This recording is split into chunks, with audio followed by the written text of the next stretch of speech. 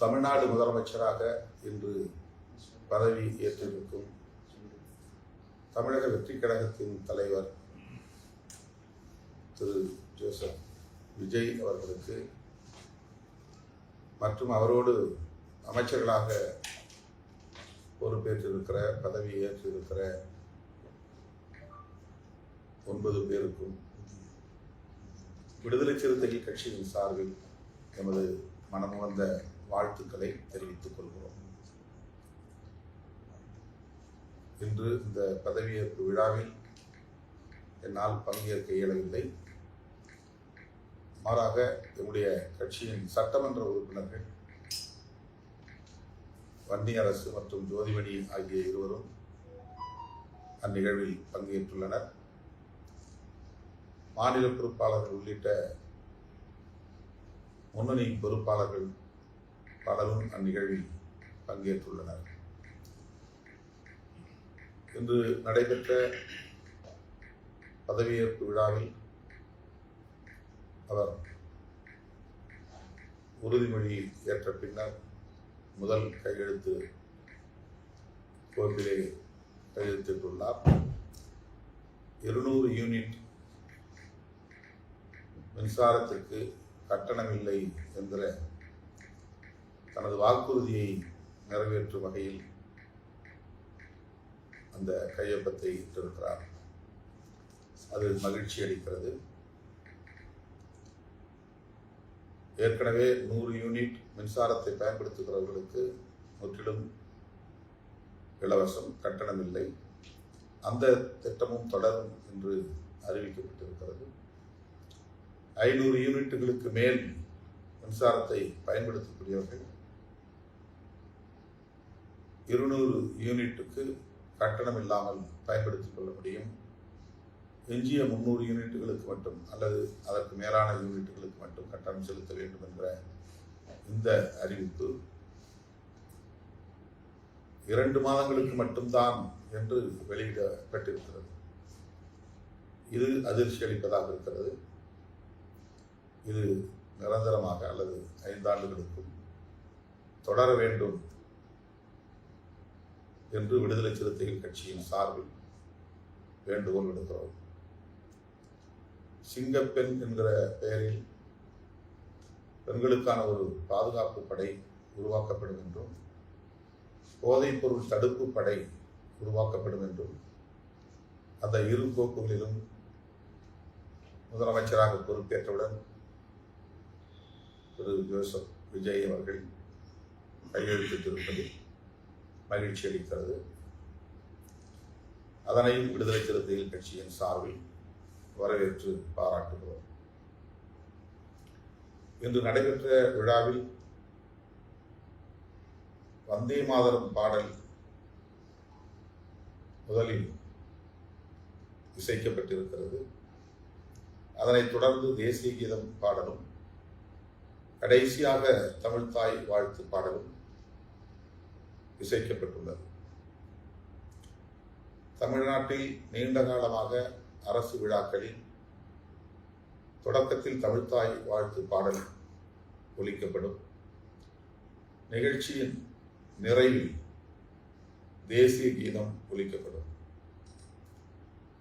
இதுதான் நாம் நீண்ட காலமாக கடைபிடித்து வருகிற நடைமுறையாகும். இந்திய ஒன்றிய அரசு வந்தே மாதரம் பாடலை அரசு விழாக்களில் ஒலிக்க வேண்டும் என்று அரசாணை பிறப்பித்திருந்தாலும் அந்த பாடலை தமிழ்நாட்டில் நடைபெறுகிற அரசு விழாக்களில் ஒலிக்க செய்ய மாட்டோம் என்று கடந்த அரசு, திமுக அரசு வெளிப்படையாகவே அறிவித்தது. அதற்கு காரணம், அந்த பாடல் ஒரு மதசார்பு கருத்தை கொண்டிருப்பதாக தேசம் முழுவதும் ஒரு சர்ச்சை இருக்கிறது. மதசார்பற்ற அரசியலை முன்னிறுத்தக்கூடியவர்கள் அந்த பாடலின் மீது இத்தகைய விமர்சனத்தை வைத்து வருகின்றனர். தனிப்பெரும் கட்சியாக மக்களால் அங்கீகரிக்கப்பட்ட நிலையில் ஆட்சி அமைப்பதற்கு இன்னும் 10 அல்லது 11 இடங்கள் தேவை என்கிற நிலையில் தேசிய ஜனநாயக முன்னணியின் ஆதரவை தேடாமல், அதாவது பாரதிய ஜனதா, அனைத்து இந்திய அண்ணா திராவிட முன்னேற்ற கழகம் மற்றும் அந்த கூட்டணியில் இடம்பெற்றுள்ள கட்சிகளின் ஆதரவை நாடாமல், திமுக கூட்டணியில் உள்ள காங்கிரஸ், இடதுசாரி கட்சிகள், இந்திய யூனியன் முஸ்லீம் லீக் மற்றும் விடுதலை சிறுத்தைகள் கட்சி ஆகிய கட்சிகளின் ஆதரவை கோரினார் திரு விஜய் அவர்கள். அதற்கு அவர்கள் தரப்பில் சொல்லப்பட்ட கருத்து, மதசார்பற்ற அரசை தமிழ்நாட்டில் நிறுவுவதுதான் எங்கள் நோக்கம். ஆகவேதான் மதச்சார்பின்மையை முன்னிறுத்தக்கூடிய இந்த இயக்கங்களின் அல்லது கட்சிகளின் ஆதரவை நாங்கள் வெளிப்படையாக கோரினோம் என்று தாவேகா தரப்பில் சொல்லப்பட்டது. அதன் அடிப்படையிலும் நாங்கள் தாவேகா ஆட்சி அமைப்பதற்கு ஆதரவளிக்க முன்வந்தோம். தமிழ்நாட்டில் குடியரசுத் தலைவர் ஆட்சி நடைமுறைக்கு வந்துவிடக் கூடாது, அதனை தடுக்க வேண்டும். குதிரை பேரம் என்னும் பெயரில் சட்டமன்ற உறுப்பினர்களை தமது அணிக்கு சேர்க்கும் முயற்சியில் யாரும் ஈடுபட்டுவிடக் கூடாது என்கிற அடிப்படையிலும், மீண்டும் ஒரு தேர்தல் உடனடியாக வந்துவிடக் கூடாது, அதனை தடுக்க வேண்டும் என்கிற அடிப்படையிலும், மதசார்பற்ற அரசை உருவாக்க விரும்புகிறோம் என்கிற கருத்தை ஆதரிக்க வேண்டும் என்கிற அடிப்படையிலும் தான்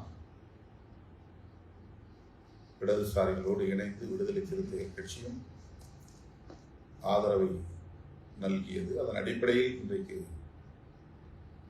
தாவேகா ஆளும் கட்சியாக பொறுப்பேற்றிருக்கிறது. திரு விஜய் அவர்கள் முதலமைச்சராக பொறுப்பேற்றிருக்கிறார்.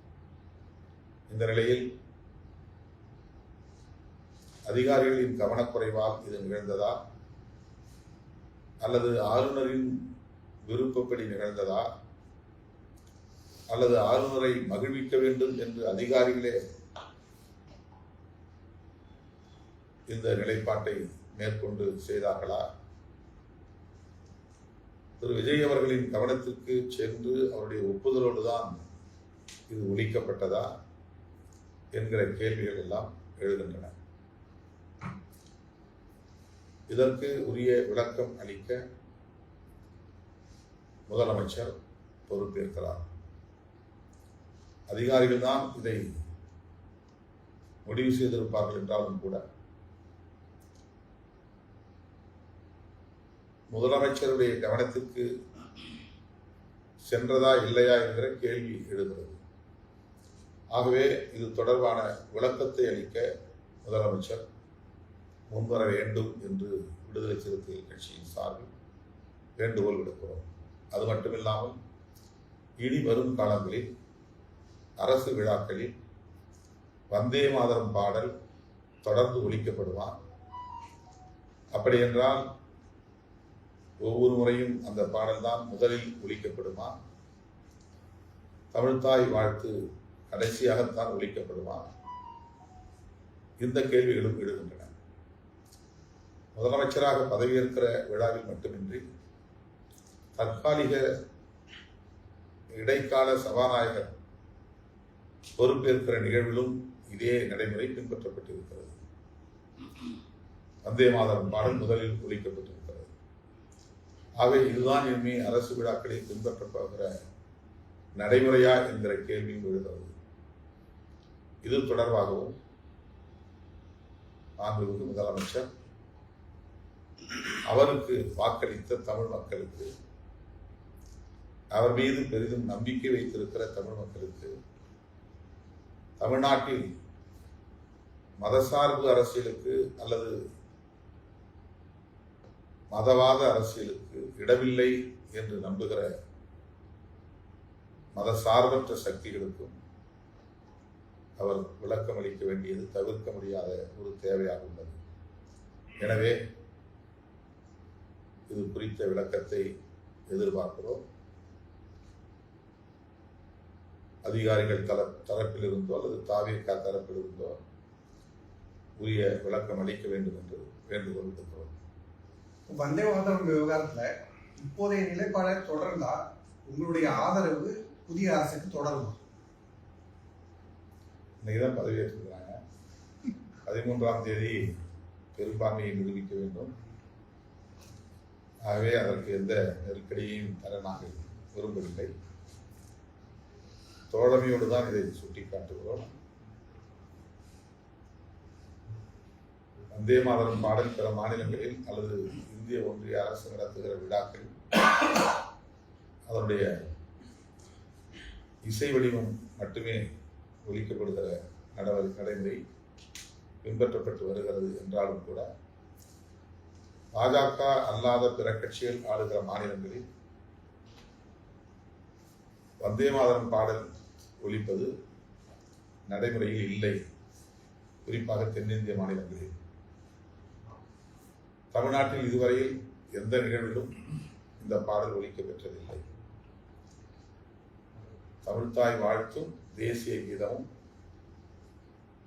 பின்பற்றப்பட்டு வருகிறது, நடைமுறைப்படுத்தப்பட்டு வருகிறது. முதல் முறையாக இந்த ஒரு நிலைப்பாட்டை இந்த அரசு பொறுப்பேற்றதுமே மேற்கொண்டிருக்கிறது என்பது அதிர்ச்சி அளிக்கிறது. இன்னும் சொல்ல போனால் ஒரு ஏமாற்றத்தை அளிக்கிறது. அதே போல தமிழ்நாடு அரசின் கஜானா காலியாக இருப்பதாகவும் ரூபாய் 10 லட்சம் கோடி கடன் சுமையை வைத்துவிட்டு சென்றுள்ளனர். அது குறித்த வெள்ளை அறிக்கை வெளியிடப்படும் எனவும் முதலமைச்சர் அறிவித்துள்ளார். தமிழ்நாட்டின் கடன் அளவு 10 லட்சம் கோடி என்று வெறுமன குறிப்பிடுவது தமிழ்நாட்டு மக்களிடையே ஒரு தவறான புரிதலை ஏற்படுத்தும்.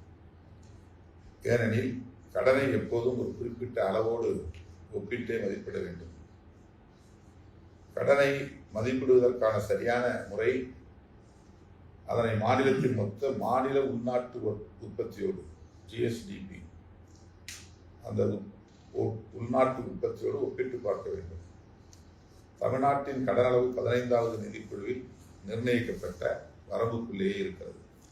ஒரு குறிப்பிட்ட வரம்பு அளவில் கடன் பெற்றுக்கொள்ளலாம் என்று இருக்கிறது. அது நிதிக்குழு வரையறுத்துள்ள ஒரு வரையறை. 15வது நிதிக்குழுவால் நிர்ணயிக்கப்பட்ட ஒரு வரம்பு. கடனின் முழுமையான அளவுகளை மட்டுமே சுட்டிக்காட்டி அச்சமூட்டுவது ஏற்புடையதில்லை. இது தொடர்பாக முன்னாள் முதல்வர் ஒரு விளக்கத்தை அளித்திருக்கிறார். 10 லட்சம் கோடி கடன் சுமை இருக்கிறது என்கிற குற்றச்சாட்டை அல்லது அந்த கருத்தை அவர் மறுதளிக்கவில்லை. அந்த நிதிக்குழு நிர்ணயித்துள்ள வரையறைக்கு உட்பட்டுத்தான் கடன் இருக்கிறது என்பதை சுட்டிக்காட்டியிருக்கிறார். ஆகவே கடன் சுமை குறைக்கப்பட வேண்டும், அதற்கேற்ப உள்நாட்டு உற்பத்தி உயர்த்தப்பட வேண்டும், அதற்கு ஏற்ப நம்முடைய பொருளாதார கொள்கை வரையறுக்கப்பட வேண்டும். எனவே தமிழ்நாட்டின் வளர்ச்சியில் அக்கறை செலுத்தி இந்த அரசு முனைப்போடு செயல்படும் என்று நம்புகிறேன், வாழ்த்துகிறேன். 15வது நிதிக்குழுவினுடைய இதன் அடிப்படையில் தான் அந்த கடன் இருக்கு அப்படின்றத நீங்க சொல்றீங்க. ஆனா அவங்க ஃபுல்லாவே கட்டணா காலியாக்கி போயிருக்காங்க அப்படின்னு பார்த்தா அவங்க ஒரு புரிதல் இல்லாத ஒரு முதலமைச்சராக அல்லது புதிதாக பொறுப்பேற்றிருக்கிற அரசாகத்தான் நாம் அதை எடுத்துக்கொள்ள முடியும். இது தொடர்ந்து அவங்க முதலமைச்சராக பொறுப்பேற்ற உடனேயே எதிர்கட்சிகள் மீது உடனடியாக ஏற்கனவே இந்த அரசு மீது ஒரு குற்றச்சாட்டுடனான ஒரு அரசை தோன்றுகிறது. ஏற்கனவே இந்த பிரச்சாரத்தின் போதெல்லாம் இதேதான் அவங்க சொல்லிட்டு இருந்தாங்க. எதிர்கட்சிகள் மீது தான் தொடர்ந்து குற்றச்சாட்டுகளை வைத்தது போல அரசு பதவியேற்ற உடனேயே ஏற்கனவே இந்த அரசு மீது ஒரு குற்றச்சாட்டை வைத்து தனது ஆட்சியை தொடங்குறாங்க அப்படின்றதுதான் மாதிரி தானே இருக்கு. அதிகாரிகள் தந்த புள்ளி விவரத்தின்படி தான் அவர் அப்படி கருத்தை சொல்லியிருப்பார் என்று நான் நம்புகிறேன். அதிகாரிகள் தவறாக தகவல்களை தருவதோ தவறாக வழிநடத்துவதோ ஆட்சி நிர்வாகத்திற்கு உகந்ததாக இருக்காது. ஆகவே இது போன்ற தகவல்களை தருகிற போது அதிகாரிகள் மிகுந்த பொறுப்போடு செயல்பட வேண்டும் என்பது அப்படியே வேண்டும். கடந்த அரசு வந்து கஜானா காலி சொல்லியிருக்காரு.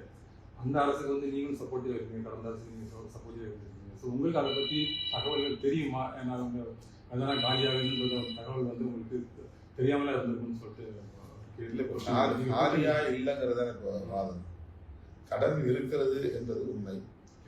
ஆனால் அது ஒரு குறிப்பிட்ட வரையறைக்குள் தான் இருக்கிறது. 16வது நிதிக்குழு 15வது நிதிக்குழு நிர்ணயித்திருக்கிற வரம்புக்குள் தான் கடன் சுமை இருக்கிறது. ஏற்கனவே இருந்த கடன் சுமையில் அவர்கள் குறைத்திருக்கிறார்கள், வட்டியை அசலை செலுத்தி இருக்கிறார்கள் என்றும் திமுக தரப்பில் சொல்லப்பட்டது. இந்த இலவச மின்சாரம் தவிர 2 அறிவிப்புகள் வெளியிட்டிருந்தது. அதில் பெண்கள் பாதுகாப்புக்காக ஒரு அறிவிப்பு, போதைப் பொருள் புழக்கத்தை தடுக்கிறதுக்கு ஒரு அறிவிப்பு.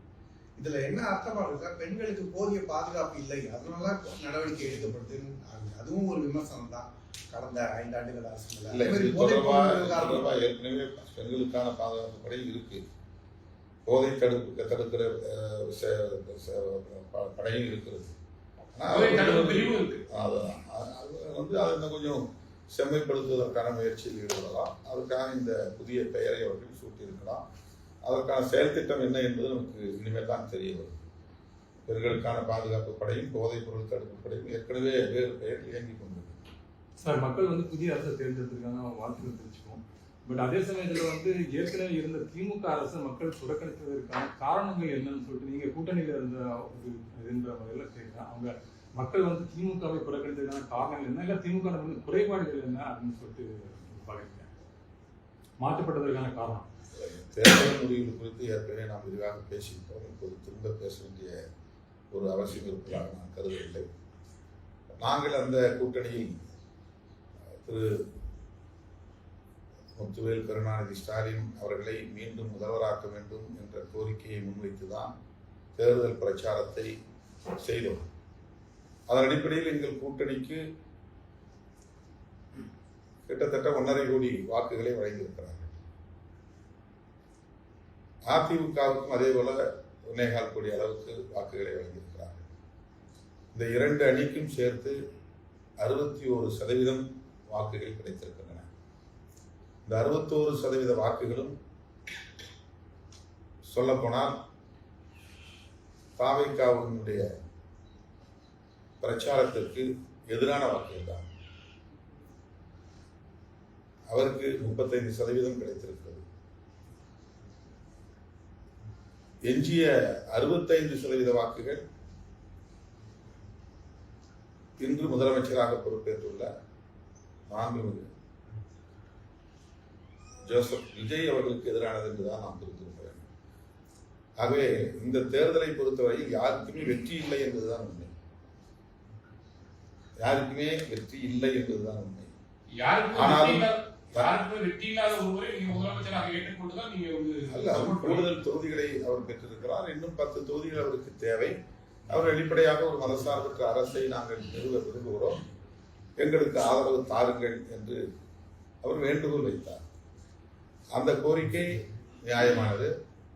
மீண்டும் தேர்தல் விடக்கூடாது என்பதாலும் அல்லது இந்த வாய்ப்பை பயன்படுத்தி குடியரசுத் தலைவர் ஆட்சியை திணித்து விடக்கூடாது என்றும், எங்களை போன்றவர்களால் ஒரு விஜய் அவர்களால் ஆட்சி அமைக்க முடியாமல் போய்விட்டது என்கிற விமர்சனம் எழாமல் இருக்க வேண்டும் என்பதாலும் நாங்கள் இந்த நிலைப்பாட்டை மேற்கொண்டு அவருக்கு எங்கள் ஆதரவை நல்கி. அப்ப திமுக பந்தம் விடுதலை பந்தம் தொடர்ந்து தான் இருக்குதா? இந்த ஆதரவை வழங்கியதுனால உடனே நாங்க ஸ்விட்ச் ஓவர் ஆயிட்டோம் அப்படின்னு அர்த்தம் இல்லை. இப்போதைக்கு அவர் ஆட்சி அமைக்கணும். இங்க குடியரசுத் தலைவர் ஆட்சி வந்துவிடக்கூடாது. இந்த 2 காரணங்களுக்காக நாங்கள் ஆதரவு அவர் என்ன கேட்கிறாருன்னா, இல்ல அது பற்றிலாம் அது ஒரு அரசியல் அவர் என்ன கேட்கிறாருன்னா, நாளைக்கு திடீர்னு ஒரு விஷயத்துல உங்களுக்கும் நீங்க இப்ப ஆதரவு கொடுத்திருக்கிற டிவிகேக்கும் ஒரு கருத்து வேறுபாடு இருந்தால் நீங்க அதுல வெளியே வந்து திமுகவுக்கு ஆதரவு கொடுக்குறீங்களா? முக்கியமான கேள்விகளுக்கு நம்ம பதில் சொல்லிக்க முடியாது. நான் சொன்ன 2 ரீசன், முக்கியமான ரீசன், அவர் ஆட்சி அமைப்பதற்கு நாங்கள் தடையாக இருக்கக்கூடாது. எங்களிடம் வெளிப்படையான ஒரு வேண்டுகோளை வைக்கிற போது அதை மனமுவந்து ஏற்றுக்கொண்டோம். அந்த வேண்டுகோளை நாங்கள் ஏற்றுக்கொண்டோம், மனமுவந்து ஆதரவை நல்கி இருக்கிறோம். அவ்வளவுதான். நாளைக்கு திமுக ஏதாவது சப்போர்ட் கேட்டாங்கன்னா நீங்க திருப்பி அப்ப இங்க இருந்து வந்து என்ன சப்போர்ட் கேட்பாங்க? ஆட்சி அமைக்கிறதுக்கா? இல்ல ஆட்சி அமைக்கிறதுக்கு வேற ஏதாவது அதெல்லாம் உங்கள்கிட்ட எப்படி எல்லாத்தையும் சொல்லிட்டு இருக்க அப்ப முடியும்? அந்த டைம்ல உங்க அரசியல் பாரதியான முதல்ல ஆதரவு கொடுக்க கொஞ்சம் தாமதமாயிட்டே இருந்துச்சு. தாமதம்னா அதுக்கு என்ன அர்த்தம்? என்ன தாமதம்? தாமதம் 10 மணிக்கு அறிவிக்கிறேன்னு சொன்னீங்க. அப்படிலாம் நான் சொல்லலை, எங்கேயுமே நான் சொல்லலை. நான் வந்து அடுத்த நாள் அறிவிப்பேன். இல்ல எதுக்கு சொல்றதை கேளுங்க. நீங்க டெப்டி சிஎம் டிமாண்ட் பண்ணீங்க. அதெல்லாம் கிடையவே கிடையாது. நான் யாருக்கிட்டையும் நாங்கள் பேசவே இல்லை, யாருக்கும் நாங்கள் அந்த எந்த ஆஃபர் வைக்கிறேன். அதுக்கு நான் வந்து ஏற்கனவே பல முறை சொல்லியிருக்கிறேன். அந்த மாதிரி நான் வந்து எந்த கோரிக்கையும் வைத்தது இல்லை. அவங்களோட எங்களுக்கு பேச்சுவார்த்தைக்கான சூழலே அமையலை. நாங்கள் வந்து அந்த மாதிரி எந்த முயற்சியும் எடுக்கல. பார்லிமெண்ட்ல உங்களோட இந்தியா கூட்டணி கட்சிகளுடைய செயல்பாடுகள் எப்படி இருக்கு? காங்கிரஸ் வந்து தனியா அது குறித்து இனிமே எங்கள் கட்சி தோழர்களோட பேசலாம் முடிச்சு. காங்கிரஸ் வந்து இந்த நிலைப்பாட்டை எடுத்ததுனால இன்னைக்கு திமுக அவங்களோட சேர்ந்து செயல்பட முடியாதுன்னு சொல்லியிருக்கிறாங்க. அதுதான் நான் சொல்றேன். எங்களுடைய எதிர்கால அரசியலையெல்லாம் நாங்கள் கணக்கில் கொண்டு தான் ஒரு முடிவு எடுக்க முடியும். இது எடுத்துங்கிறது டக்குன்னு உடனே உணர்ச்சி செய்யப்பட்டு ஒரு ஆதரவை தெரிவிக்க முடியாது. இது வந்து ஒரு மேஜர் டெசிஷன். இது அமைச்சரவை அப்போ நாங்கள் வந்து இந்த மாதிரி ஆதரவு தெரிவிக்கிறது மூலமா அவங்களோட தொடர்ந்து பயணிக்க போறோமா இல்லையா, அது ஒரு கேள்வி இருக்கு. அப்புறம் அமைச்சரவையில் இடம்பெற ஆதரவு அளித்தால் அமைச்சரவை இடம்பெற போகிறோமா இல்லையா, அது ஒரு கேள்வி இருக்கு. இதெல்லாம் எங்க கட்சி தோழர்கிட்ட கலந்து பேசாம நான் வாட்டுக்கு எப்படி அறிவிச்சிருக்கோம். 5 வருடங்களுக்கு இந்த ஆதரவு தொடருமான்றது உறுதி அளிக்க முடியாது. இப்போ அப்படித்தானே ஆதரவு நல்கி இருக்கிறோம். எப்படி அரசுடைய அணுகுமுறைகள் இருக்கின்றன என்பதை பொறுத்து தான். செயல்பாடு பிடிக்கலன்னா நீங்க வெளியே வந்துறதுக்கான வாய்ப்பு இருக்குது.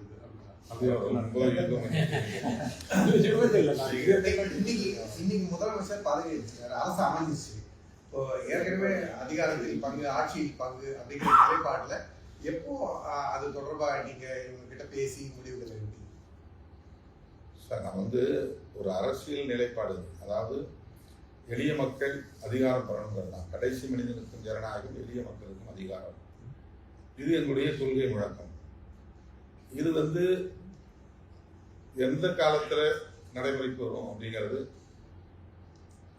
ஒரு நிகழ்வு மூலமா சொல்லிட முடியாது. நாளைக்கு நாங்கள் செய்ய போறோம் அல்லது இப்பதான் செய்ய போறோம்னு சொல்ல முடியாது. ஏன்னா அடிப்படையில சமூக மாற்றங்கள் நிகழ்ந்தது தான். அப்ப அதற்கான சூழல் இன்னும் உருவாக்கலன்னு நான் வந்து பல முறை சொல்லியிருக்கிறேன். இப்ப அதுக்கான ஒரு சூழல் உருவானது. ஆனால் உடனே அதுக்காக எங்களுக்கு அதிகாரம் வேணும் அப்படின்னு நாங்கள் போய் நின்ற முடியாது. அதுல எங்களுக்குள்ள மெரிட்ஸ் எங்களுடைய நிகழ்கால அரசியல், எதிர்கால அரசியல், நாங்கள் எப்படி அதை தொடர்ந்து முன்னெடுத்து செல்ல போகிறோம், இதெல்லாம் கருத்தில் கொண்டு தான் முடிவெடுக்க முடியும். இப்போ பாரதிய ஜனதா கட்சி எங்களுக்கு வந்து அதிகார பகிர்வு தராங்க அப்படின்னு சொன்னாக்க உடனே நாங்கள் போய் அந்த அதிகாரத்தை பகிர்ந்துக்க முடியாது. ஸோ எங்களுக்கு அது ஒரு கொள்கை நிலைப்பாடு இருக்குது, ஒரு சில வரையறை இருக்குது. நீங்கள் அதிகாரம் தானே கேட்டீங்க, இப்போ அதிகாரம் உங்களுக்கு தரங்குறாங்க, நீங்கள் சென்ட்ரல் மினிஸ்டர் சேர்ந்துக்கிறீங்களா அப்படின்னா நாங்கள் அதுக்கு வாய்ப்பு தான் சொல்ல முடியும். அந்த கூட்டணி இருந்தப்போ இந்த கொள்கை சொல்றேன். இதுல கூட அந்த மாதிரி சில பேசப்பட வேண்டிய விஷயங்கள் இருக்குல்ல. அவங்க வந்து இப்போ ஒரு கிரைசிஸ்ல இருக்காங்க, நெருக்கடியில் இருக்கிறாங்க. வெறும் 10 சீட்ல வந்து ஒரு ஆட்சி தொட முடியாத அமைச்சர். அப்ப நாங்க வந்து அவங்களுடைய வேண்டுகோளை மதிக்கிறோம், அவ்வளவுதான். ஆட்சி அமைக்க உதவுகிறோம். இதுதான் இப்போதைய சொல்யூஷன். இதற்கு பிறகு இருக்கிற விஷயங்கள் நிறைய விவாதிச்சு தான் முடிவெடுக்க முடியும் தவிர அது ஒரு கொஸ்டின்ல பதில் சொல்லிட்டு போயிடும். தொடர்ந்து பல ஆண்டு காலமாக 2-3 தேர்தலில் வந்து திமுகவுடன் வந்து பயணிச்சுங்க, வெற்றிகளையும் எம்பி திடீர்னு வந்து நீங்க சொல்றீங்க நாங்க ஆட்சி அமைக்கணும் அப்படின்ற ஒரு நல்ல இடத்துல தான் நாங்க வந்து ஆதரவு கொடுத்தோம் அப்படின்றீங்க. ஸோ திமுகவுடைய தலைவர் அதனாலதான் நாங்க எடுத்த முடிவை நம்முடைய திமுக தலைவரை போய் நேரில் சந்தித்து எங்க கட்சியுடைய உயர்நிலை குழுல இந்த மாதிரி ஒரு நிலைப்பாட்டை நாங்கள் எடுத்துக்கிறோம். நாங்கள் வந்து அவங்களுக்கு ஆதரவு நல்குவதா, வெளியிலிருந்து ஆதரவு நல்குவதா முடிவெடுத்துக்கணும் அவங்க சொன்னோம். அவர் வந்து ரொம்ப மகிழ்ச்சியாக சொன்னார், இல்லை உங்கள் உயர்நிலை குழு என்ன முடிவெடுக்கிறீங்களோ அதன்படி நீங்கள் நடந்துக்கீங்க. ஏன் இந்த மாதிரி நீங்க போறீங்க, இருங்க எங்க கூட அப்படின்னா ஏதாவது ஒரு வார்த்தை அந்த மாதிரி ஒரு வார்த்தை தான் சொன்னார். 4ஆம் தேதி ரிசல்ட் வந்துச்சு. 5ஆம் தேதி நாங்கள் அவரை போய் பார்த்தோம். இடதுசாரி கட்சி தலைவர்களும் கூட இருந்தாங்க. எல்லாருனாலே அவர் சொன்னது வந்து நாம் வந்து விஜய் ஆட்சி அமைக்கிறதுக்கு எந்த இடையூறு செய்ய முடியல, நாம் அவர் ஆட்சி அமைக்கிறதுக்கு நாம் பட் 5ஆம் தேதி நீங்க முன்னாள் முதலமைச்சர் வாய்ப்புகளை பெறுகிறது. முன்னாள் முதலமைச்சர் கூட 5ஆம் தேதி பேசுறதா சொல்றீங்க. ஆனா நீங்க முடிவெடுக்கிறதுக்கு இவ்வளவு காலதாமதம் ஏற்படுவதற்கு என்ன காரணம்? இல்ல இதுக்கு பிறகு அவரும் உடனே 5ஆம் தேதியா எங்களுக்கு வேண்டுகோள் கொடுத்தாரு. அவரு நாங்க ஒரு அணில இருக்கிறோம், அவருக்கு எதிரான அரசியலை முன்வைத்து நாங்க வந்து அந்த வாக்குகளை வாங்கியிருக்கிறோம். எங்களுக்கு இப்ப தேர்ந்தெடுக்கப்பட்டிருக்க அந்த 2 உறுப்பினர்களுடைய வாக்குகள்ல திமுக வாக்குகள் இருக்கு, எங்க வாக்குகள் இருக்கு. அத திமுகவும் சேர்ந்து போட்ட ஓட்டுல வெற்றி பெற்றவர்கள நாங்க இன்னொரு கட்சி ஆட்சி அமைக்கிறதுக்கு ஆதரவு அளிக்கிறோம். அப்ப நாங்க இவங்களோட கலந்து பேச வேண்டிய தேவை இருக்குல்ல, அவங்கள்ட்ட சொல்ல வேண்டிய தேவை இல்லை, அதனால நாங்க சொல்றோம். அப்ப நீங்க ஆதரவு கேட்கறதுக்கு முன்னாடியே நீங்க விஜய்க்கு ஆதரவு தெரிவிப்பது தொடர்பான அதான் எந்த மாதிரி நாங்க வேற அணி, அவங்க வேற அணி, அவ்வளவுதான். அவங்க எங்கள்கிட்ட ஆதரவு கேட்பாங்க நாங்க எதிர்பார்க்கவே இல்லை. அவங்க இந்த முயற்சி இல்ல இல்ல அப்படி ஒரு சிந்தனையே எழவில்லை. சார் இப்ப இன்னும் திருச்சி தொகுதிக்கு ஆகியாச்சு, அதுக்கு ஒரு தேர்தல் வரும்போது அப்ப நிலைப்பாடு தேர்தல் வரும். இவ்வளவு நம்மளோட கூட்டணியில இருந்திருக்கீங்க, ஆட்சி ரீதியா உங்களுக்கு ஏதாவது மனஸ்தாபம் மனக்கசப்பு இருந்ததா அந்த திமுக அரசு? இதெல்லாம் முடிஞ்சு போகுது. இல்ல அது அது அதுக்கு இப்பதான் சொல்ல முடியாது, நீங்க சொல்லல, சொல்லல. ஏன் மக்களுக்கு தேவையானவங்களா இருக்கும்ல, அது உங்களுக்கு தேவை இல்ல வந்தே மாதரம் தேசிய கீதம் அதுக்கப்புறம் தான் வந்து தமிழ் தாய் வாழ்த்து இன்னைக்கு ஒழிக்கப்படுது. இதுக்கு முன்னாடி வந்து நீங்க பாத்தீங்கன்னா அதிமுக அரசா இருந்தாலும் சரி, திமுக அரசாக இருந்தாலும் சரி, இது போன்ற எந்த ஒரு அரசு விழாவும் இதுவரை நடத்தப்படாத ஒரு நிகழ்வாக இருந்தது. நீங்களே சொன்னீங்க, இதற்கு அதிகாரிகள் தான் முழுக்க காரணமா அல்லது ஆளுநர் மாளிகையிலிருந்து உத்தரவு பிறப்பிக்கப்பட்டதன் காரணமாக அவரை மகிழ்விப்பதற்காக சில அதிகாரிகள் செய்த தவறா அப்படின்னு நீங்க சொல்றீங்க. ஒரு முதலமைச்சராக நீங்க பதவியேற்பு நடக்கிற ஒரு விழாவில் அவருக்கு தெரியாம இது போன்ற நிகழ்வு நடந்திருக்குமா? இதுவரை நடக்காத, அதனாலதான் அவர் விளக்கம் அளிக்கணும்னு நான் உங்க மூலமா இதுவரை பேசாத முதலமைச்சர் வெற்றி பெற்று 4ஆம் தேதி தேர்தல் முடிவுகள் வந்து அதுக்கு பிறகு இதுவரைக்கும் எதிர்க்கட்சி தலைவர், இப்போ முன்னாள் முதலமைச்சராக இருந்த திமுக தலைவர் பேசுறாரு, எடப்பாடி பழனிசாமி அவர்கள் வெளியில வந்து பேசுறாங்க. ஆனா இதுவரை மௌனம் காத்து கொண்டிருக்கின்ற புதிய முதலமைச்சர் இது தொடர்பாக ஏன் ஒரு விளக்கத்தை இதுவரை தெரிவிக்கவில்லை? இல்ல இன்னைக்கு தான் நடந்திருக்கு, இனிமே அவர் சொல்லுவார். நாங்கெல்லாம் வந்து ஒரு கேள்வி அதை எழுப்பியிருக்கிறோம். நீங்க 2 குற்றச்சாட்டு அதிகாரிகள் மேல வைக்கிறீங்க, இதுக்கும் அதிகாரிகள் தான் பங்குன்னு சொல்றீங்க. அதே ஆர்கனைஸ் பண்றது இப்ப அவங்க வெளியிலிருந்து இப்பதான் முதல்ல வந்து பதவி ஏற்கிறாங்க, உடனே அவங்கள அது அந்த கட்சி பொறுப்பாளர்களுக்கு எதுவும் அதுல பொறுப்பு கிடையாது, அதுல இன்வால்மெண்ட் கிடையாது. நிகழ்ச்சியை ஒருங்கிணைக்கிறவங்க, அழைப்பு விடுக்கிறவங்க, அந்த செயல் திட்டங்களை வரையறுக்கிறவங்க எல்லாம் அதிகாரிகள் தான். இப்ப அதிகாரிகள் தான் இதை வந்து முடிவு செஞ்சாலும் முதலமைச்சரா பொறுப்பு இருக்கக்கூடியவரிடம் போய் அதை பற்றி நிச்சயமா கலந்து பேசியிருக்க வாய்ப்பு இருக்கிறது. அதனால கலந்து பேசினார்களா இல்லையா அப்படின்னு நம்ம கேள்வி எழுப்பலாம். அல்லது இவர் வந்து பிஜேபியை சார்ந்த ஒரு ஆளுநர், பிஜேபி சார்ந்த ஆளுநர்ங்கிறதுனால அவருக்கு வந்து வட இந்திய மாநிலங்கள்ல இந்த மாதிரி அரசு விழாக்கள்ல பாடுறது பத்தி அவருடைய உதவியாளர்கள் சொல்லியிருக்கலாம், அவருடைய செயலாளர்கள் சொல்லியிருக்கலாம். விழா வந்து முழுக்க ஆளுநர் மாளிகையோடதா இல்ல தமிழ்நாடு அரசு கலந்துதான்? ஆளுநர் மாளிகை தமிழ்நாடு அரசு வந்து இணைஞ்சதுதான். ஆளுநர் பங்கேற்கிற நிகழ்ச்சி அவர் வந்து பதவியேற்பு வச்சு நடத்துறாரு. அப்ப ஆளுநருடைய செயலாளர்கள் வந்து இப்படி செய்யுங்க அப்படின்னு அவங்களுக்கு அதிகாரிகள் நிச்சயமா சொல்லியிருப்பாங்க. ஏன்னா இவர் பிஜேபி பின்னணியிலிருந்து வந்த ஒரு ஆளுநர் என்பதனால் வந்தே மாதரம் பாடலுக்கு நிச்சயமா முக்கியத்துவம் கொடுத்திருப்பாங்க. அப்ப மக்கள் பவன், அந்த மக்கள் மாளிகையில் உள்ள அதிகாரிகள் தலைமைச் செயலகத்தில் உள்ள அதிகாரிகளுக்கு இந்த மாதிரியான ஒரு குறிப்புகளை தந்திருக்கலாம், இன்ஸ்ட்ரக்ஷன் கொடுத்திருக்கலாம். இப்போ ஒரு விடுதலை கட்சி வந்து ஒரு கூட்டம் நடத்துது அப்படின்னா அதுல வந்து ஸ்டார்டிங்ல வந்து ஆரம்பகட்ட தலைவர்கள் பேசுவாங்க, கடைசியா தான் வந்து தொல் திருமணங்கள் பேசுவாரு. ஸோ அந்த மாதிரி இதே மாதிரி எடுத்துக்க முடியாது. முதல்ல வந்து வந்தே மாதிரி எல்லாத்தையும் பாடிட்டு கடைசியா தமிழ் தாய் வாழ்த்து சொல்றாங்க அப்படின்னு சொல்லிட்டு அதே ஒரு இதாக எடுத்துக்க முடியாது நம்ம இல்லையா? அப்படி அதுக்கு வாய்ப்பு இல்லையா?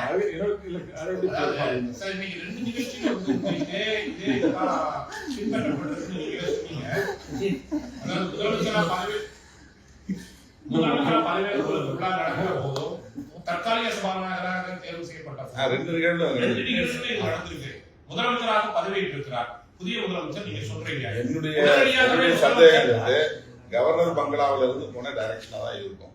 இருக்கட்டும் சார். செக்ரட்டரியேட்ல இருந்து எடுத்த முடிவு அது சார் இருக்கட்டும். பட் முதலமைச்சர் அதிகாரிகள் இந்த முடிவு எடுத்திருக்கிறார். ஒரு முதலமைச்சராக பதவி இருக்கிறவர் அவருக்கு தெரியாதா இதுக்கு முன்னாடி கடந்த காலங்களில் இந்தி தமிழ்நாட்டில் என்ன நடைமுறை? முதல் நாள் இந்த நிகழ்வுலேயே நீங்க போய் இவ்வளவு கேள்வி உடனே முதலமைச்சர் சொல்லிருக்கலாம். தற்போது பொறுப்பேற்றிருக்கக்கூடிய இந்த அரசுக்கு முன்னால் இருக்கக்கூடிய சவால்கள் என்ன அப்படின்னு நீங்க நினைக்கிறீங்க? அதான் நிதி நெருக்கடி, அதுதான் முக்கியமான ஒரு சவால். அவருடைய உரையிலிருந்து நமக்கு தெரிய வருகிறது. அப்புறம் இதுவரையிலும் வந்து பின்பற்றப்பட்டு வந்த கடந்த திமுக அரசின் மக்கள் நல திட்டங்கள் அவற்றையெல்லாம் அவர் தொடர்ந்து நடத்த போகிறாரா? காலை சிற்றுண்டி திட்டம், இந்த மகளிர் உரிமை தொகை, மகளிர் விடியல் பயணம், தமிழ் புதல்வன் திட்டம், நான் முதல்வன் திட்டம், இது போன்ற மக்களுக்கு நேரடியாக பயன் போய் சேரக்கூடிய திட்டங்கள் பல. இந்த திட்டங்களை எல்லாம் அவர் தொடர்ந்து நடைமுறைப்படுத்த போகிறாரா என்பது பெரிய ஒரு சவால். பொறுத்து வந்து பார்ப்போம். முழு மதுவிலக்கு சாத்தியமா தமிழகத்தை பொறுத்தவரை அதுக்கு எப்படி நீங்க இந்த அரசு கிட்ட என்ன சொல்ல போறீங்க? ஒரே நாள்ல இவ்வளவு கேள்வியா இப்போ இந்த தேர்தல் முடிவுகள் வந்து ஒரு மிகப்பெரிய ஒரு கட்சியான அதிமுக, எம்ஜிஆர் ஆரம்பிச்சு ஜெயலலிதா அவர்கள் அதுக்கப்புறம் நான் கடந்த ஓராண்டு காலமாக திரும்ப திரும்ப அதிமுகவுக்கு நான் விடுத்த வேண்டுகோள் தான், நடைபெறப் போகிற சட்டமன்ற தேர்தலுக்கு பிறகு அதிமுக பாஜகவின் நட்பாலேயே பாதிக்கப்படும், அதனுடைய வலு குறையும், சிதறடிப்பதற்கு பல திட்டங்களை தீட்டுவார்கள். இன்றைக்கு நான் முன்கூட்டியே சொன்னது போல தொங்கு சட்டசபை வரும்னு சொன்னேன். தொங்கு சட்டசபை வந்திருக்கு. அதிமுக இதனால் பாதிப்பை சந்திக்க நேரிடும் என்று சொன்னேன். இன்றைக்கு ஒரு குழப்பம் அங்கே உருவாகி இருக்கிறது. அதிமுக தன்னை தற்காத்துக் கொள்வதற்கு பாஜக உறவை தவிர்த்திருக்க வேண்டும் அப்படிங்கிறத என்னுடைய தொடர்ந்து நான் முன்வைத்த என்னுடைய வேண்டுகோள். இந்த தேர்தல் முடிவுகள் வந்து அந்த கட்சியை வந்து பிளவுபடும் அளவுக்கு எடுத்து சென்றிருக்கிறது. அதுல இருக்கிற பெரும்பாலான எம்எல்ஏக்கள் வந்து டிவிகே கூட போகணும், நமக்கு அங்க போய் அமைச்சரவைக்கு வந்து பங்கு வரணும் அப்படின்ற ஒரு நிலைப்பாட்டை எடுத்து ஒரு 30, 37, 20, 32க்கு மேற்பட்ட எம்எல்ஏக்கள் டிவிகேக்கு ஆதரவு கொடுத்த பட்சத்துல வந்து இடதுசாரி கட்சியினுடைய சப்போஸ் அந்த மாதிரி ஒரு நிலைப்பாடு எடுக்கும் பட்சத்தில் விடுதலை சிறுத்தைகள் இடதுசாரி கட்சிகளுடைய நிலைப்பாடு என்னவாக இருக்கும்? இல்ல, அது அதிமுகவுடைய பிரச்சனை. அதுல நாம் ஒன்றும் கருத்து சொல்வதற்கு இல்லை. ஆனா அதிமுக ஒரு நீண்ட நெடிய பாரம்பரியம் உள்ள கட்சி. எம்ஜிஆர், ஜெயலலிதா அம்மையார், எடப்பாடியார் என்று தொடர்ந்து அவர்கள் ஆட்சி நிர்வாகத்தில் இருந்திருக்கிறார்கள். அந்த கட்சி கட்டுக்கோப்பாக இருக்க வேண்டும். அதில் உள்ள ஒவ்வொரு சட்டமன்ற உறுப்பினர்களும் எம்ஜிஆரை நினைத்து பார்க்க வேண்டும், ஜெயலலிதா அம்மையாரை நினைத்து பார்க்க வேண்டும், அந்த கட்சி உயிர்ப்போடு இருக்க வேண்டும் என்கிற உணர்வோடு அவர்கள் ஒருங்கிணைந்து செயல்பட வேண்டும் என்பது என்னுடைய ஆசை, வேண்டுகோள். சார், தமிழக வெற்றி கழகத்தினுடைய இந்த வெற்றி மூலமாக இவ்வளவு நாள் இருந்த அந்த திராவிட கொள்கை, திராவிட சித்தாந்தம் அப்படின்னு உள்ளத இளைஞர்கள் மற்றும் பெண்கள், இளம் பெண்கள் வந்து நிராகரித்திருக்கிறாங்கன்னு எடுத்துக்கொள்ள முடியுமா? அது வந்து அப்படி சொல்ல முடியாது. அப்படிதான் நான் சொன்ன மாதிரி வந்து திமுக அதிமுக 2 அணிக்கும் 3 கோடிக்கு மேலான மக்கள் வாக்களித்திருக்கிறார். ஒப்பிட்டு பார்க்கும்போது அதுதான் பெரும்பாலும். அது எப்படி நிராகரிப்பாங்க? சீட்டா கன்வெர்ட் ஆகாம இருக்கலாம். இதே இப்போ வந்து இப்போ இலங்கையில் இருக்கிற மாதிரி proportionate representative system, PR system அப்படின்னு இருந்தால் இன்னைக்கு கணிசமான அளவுக்கு திமுகவில் இருந்து சட்டமன்ற உறுப்பினர் உள்ள போவாங்க. அதே மாதிரி அதற்கு நிகரான அளவுக்கு ஒரு சில தொகுதிகளை தவிர, எண்ணிக்கையை தவிர அதிமுகவினரும் உள்ள கணிசமாக இடம்பெற முடியும். இன்னைக்கு நம்ம இந்தியாவில் இருக்கக்கூடிய இந்த தேர்தல் முறைங்கிறது தான் எத்தனை லட்சம் வாக்குகள் வாங்கினாலும் சீட் கன்வர்ஷன்ல பிரச்சனை வரும். இப்போ 4% வாங்கின நாம் தமிழருக்கு ஒரு சீட்டு கூட கிடைக்கல. ஆனால் இது இலங்கையில் இருந்தால் அந்த 4%க்கு சில எண்ணிக்கை உள்ள போயிருப்பாங்க. வாக்குகளின் சதவீத அடிப்படையில் உறுப்பினர்களை தேர்வு செய்வது என்கிற நடைமுறை இலங்கை போன்ற நாடுகளில் இருக்கின்றன, இந்தியாவில் இல்லை. இது வந்து ஒரு பெரிய குறை. இந்த வாக்கு சதவீத அடிப்படையில் உறுப்பினர்களை தேர்வு செய்யும் முறை இங்கே நடைமுறைக்கு வர வேண்டும். ப்ரொபோர்ஷனேட் ரெப்ரசன்டேட்டிவ் சிஸ்டம் ஒன்று. 2வது, இந்த இவிஎம் என்பது நம்பகத்தன்மை உள்ள ஒரு எந்திரம் இல்லை. அதை தூக்கி எறிந்துவிட்டு மீண்டும் பேலட் சிஸ்டம் கொண்டு வரப்பட வேண்டும். இந்த 2ம் இருந்தால் ஜனநாயகம் பாதுகாக்கப்படும். இல்லைன்னா இந்த மாதிரி ஒவ்வொரு முறையும் ஒரு அன்ஸ்டேபிள் கவர்மெண்ட் அப்பப்போ ஏற்படும். ஒவ்வொரு நேரத்திலையும் இந்த மாதிரி குதிரை பேரம் பேசக்கூடிய நிலை உருவாகும். இது அரசியல் மிக மோசமான ஒரு சூழலுக்கு தள்ளப்படும். இது போன்ற நடவடிக்கைகளால் தான் கரப்ஷன், ஊழல் என்பது, லஞ்ச லாவகம் என்பது தலைவிரித்தாடுகிறது. குதிரை பேரம் நடக்கிற எல்லா மாநிலங்களிலும் இந்த மாதிரியான தொழிலதிபர்கள், பெரிய பெரிய வணிகர்கள், ஒப்பந்ததாரர்கள் இதெல்லாம் மீடியேட்டராக மாறுறாங்க. ஆட்களை தூக்குவதற்கு அவர்கள் இடைத்தரகர்களாக மாறுகிறார்கள். ஜனநாயகம் என்பது கேலிக்கூத்தாக மாறுகிறது. எனவே இந்த தேர்தல் முறையில் ஒரு முற்போக்கான மாற்றம் நிகழ வேண்டும். தேர்தல் முடிஞ்சு 4ஆம் தேதி தேர்தல் அறிவிக்கப்படுறாங்க. எப்பவுமே வந்து காங்கிரஸ் கட்சியை பொறுத்தளவுல 11th hour சொல்லுவாங்க. கடைசி நேரத்துல தான் ஒரு வேட்பாளரை அறிவிக்கிறதோ, கூட்டணி பற்றிய முடிவுகளை எடுக்கிறதோ, அறிவிக்கிறது எல்லாமே நடைமுறைகளாக இருக்குது. ஆனா இந்த தேர்தல்ல தமிழ்நாட்டுல 5 தொகுதிகளில் தான் வெற்றி பெற்றிருக்கிறாங்க. ஆனா அண்டை மாநிலமான கேரளத்துல வந்து நீங்க பெரும்பான்மையான தொகுதிகளை வெற்றி பெற்று ஆட்சி அமைக்கிறதுக்கான ஒரு நிலைப்பாடு வந்ததுக்கு பிறகும் காங்கிரஸால இதுவரைக்கும் தனது முதலமைச்சர் யார் அப்படின்றத தெரிவித்து ஒரு ஆட்சி அமைக்க முடியாத ஒரு சூழ்நிலைக்கு வந்து இழுத்தடிக்க போயிட்டு இருக்காங்க. ஆனா தமிழ்நாட்டை பொறுத்தளவுல 4ஆம் தேதி தேர்தல் முடிவுகள் வருது, 5ஆம் தேதி 6ஆம் தேதி போய் உடனடியாகவே வந்து விஜய்க்கு ஆதரவு கொடுக்குறாங்க. இது எதை காட்டுகிறது அப்படின்னா, நாங்க எங்களுக்கு அந்த ஆட்சியில பங்கு வேணும், அதிகாரத்துல பங்கு வேணும் அப்படின்றத நிலைப்பாட்டை எடுத்து அவர்கள் ஆதரவு கொடுக்குறாங்க அப்படின்றது தெள்ள தெளிவாக தெரிகிறது இல்லையா? இதை நீங்க எப்படி பாக்குறீங்க? அண்டை மாநிலம் கேரளம், அதுல வந்து ஒரு பெரும்பான்மையான வெற்றியை கொடுத்திருக்கிறாங்க மக்கள். அந்த மாநிலத்துல இதுவரைக்கும் ஒரு ஆட்சி அமைக்க முடியாத ஒரு காங்கிரஸ் பக்கத்துல மாநிலமான தமிழ்நாட்டுல 5 தொகுதிகளில் தான் வெற்றி பெற்றிருக்கிறாங்க. எதிர்கணிகள் இருக்கிறாங்க. ஆட்சி அமைக்க போகிறது ஒரு எதிரணி. அந்த அணிக்கு உடனடியாகவே சென்று ஆதரவு கொடுக்கிறது எந்த மாதிரியான ஒரு நிலைப்பாடு, எந்த மாதிரி நியாயமானதா நீங்க பாக்குறீங்க? இது தேர்தலுக்கு பிந்தைய நிலையில் எடுக்கப்பட்ட முடிவாக தெரியவில்லை. தேர்தலுக்கு முன்பே